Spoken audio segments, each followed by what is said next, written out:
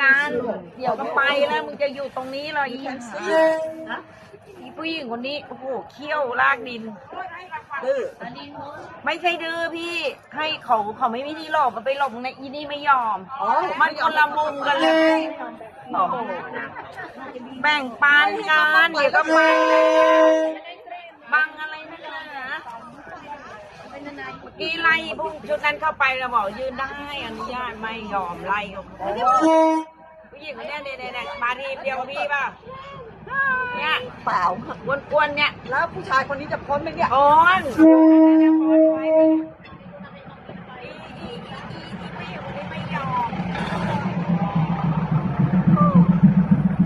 แบ่งปันคนผู้ชายเนี่ยไม่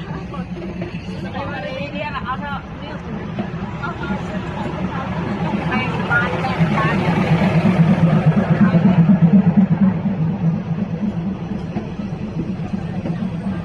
Meron kasi naananohan pa rin din ang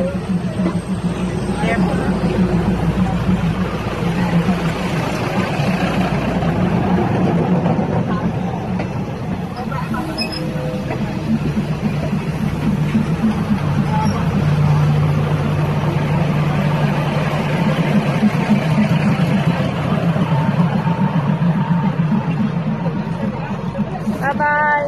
Bye-bye. Bye-bye.